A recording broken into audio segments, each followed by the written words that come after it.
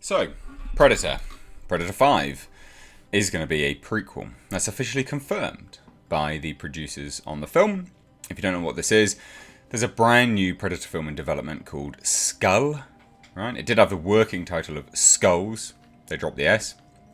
Massively inventive and imaginative there. But we have had confirmation clear cut from the directors the producers, that it is going to be a prequel. And I thought I'd explore that possibility. Is it needed? Is it worthwhile? Or, unfortunately, because it's studios and how they handle their properties, is it going to ruin the Predator canon? So, there's a few things to take note of here, but let's do a brief recap, just so we're all on the same page with respect to the information. So first and foremost, it is going to be centered around Comanche warriors. This is one of the individuals working on the production in Calgary. And if you look close up here, you can see in the background a bunch of the Comanche warriors dressed to impress, ready to go on the shoot. That's the outfits that they've got on. Looks fine. Like, of course it looks fine. It's going to look fine. And then we had an interview with Collider. This was an exclusive, where John Davies and John Fox revealed that the upcoming Predator titled Skull will be an origin story. That's right, a prequel about the Predator's first journey to this planet. Now, ladies and gents, I might hear you asking, wait, hold on. What about Raphael Adolini? What about the gun in Predator 2? Well, you'd be right. You'd be very right. The entire concept of a prequel movie about Predator is interesting on face value, and it can work. But unfortunately, they've gone balls to the wall immediately already, and they're setting it, one, in a time period which doesn't make any sense, because it's set pre-colonialism of the States, of America, and it was only because of that, or around that time period, that then the Indians split off into separate tribes, i.e. the Comanches were born. So even on a timeline perspective, it doesn't make any sense. But then also you have to take into account the other things, right? The established law.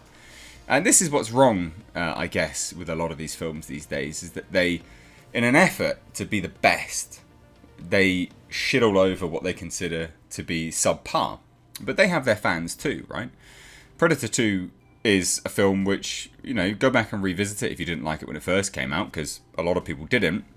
But if you go back and revisit it, I bet you're going to have a good time with it. It's not a bad film by any stretch of the imagination. It's definitely of its time. There is some slight issues with it here and there, but on a whole, it's a good film.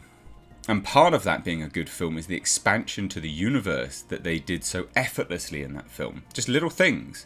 The gun, the flintlock pistol being given.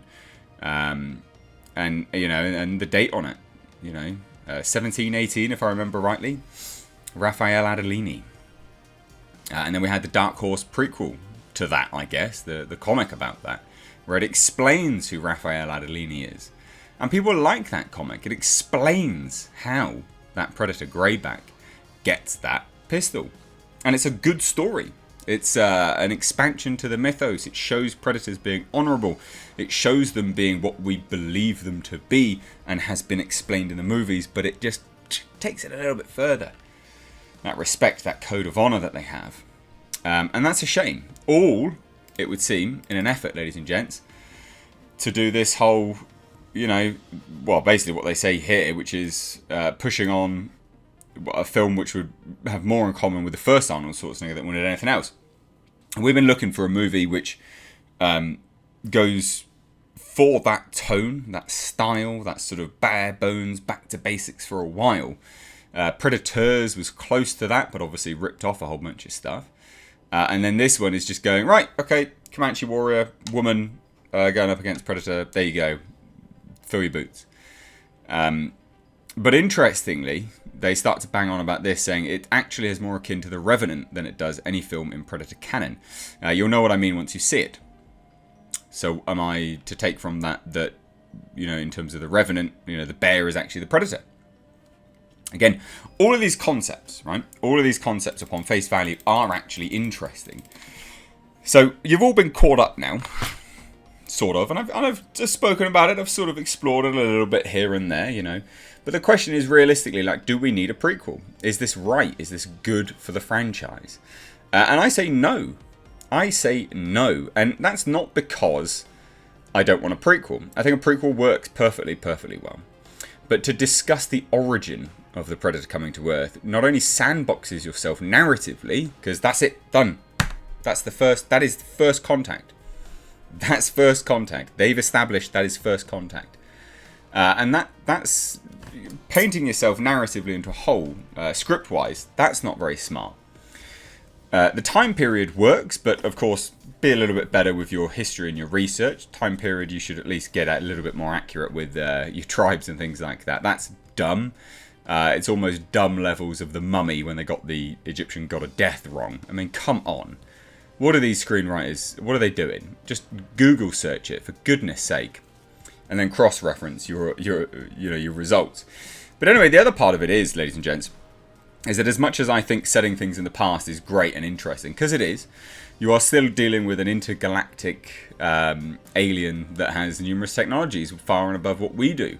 And that's not going to be the best, is it, when you're going up against Comanche warriors? Because the technology will will wipe the floor with them. I've always thought, and I did a video on it, which I'll try and leave linked above, so how to save the Predator franchise, is that you should definitely go into the future.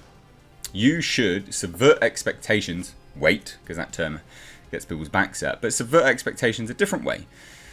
A very, very different way, you know. Have predators being the ones which don't have the technology. Have them being the ones that have to rely on their hunting skills that they've honed over the thousands of years that they've been hunting us. Have humans be the ones with the technological advancement, but then still have them win. And actually have them win. Because we know how this film's going to play out. And this is the point. We know exactly how this film is going to play out. The woman, the character, most Comanche warriors will survive. And unfortunately, the Predator will die. And if Dan Trachtenberg was smart with his screenwriting, and if Fox and ergo Disney were smart, they would essentially greenlight the movie with the prerequisite that the Predator wins. Because that will shake people up. Because they've never won. This is 5th movie where they will lose. And that sucks.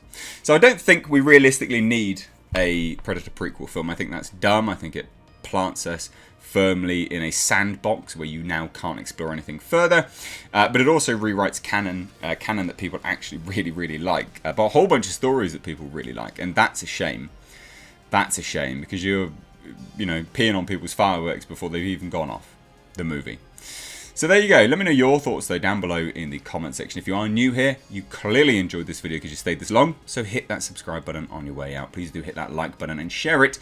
But thank you all so much, ladies and gents. I've been Mr. H. Take care.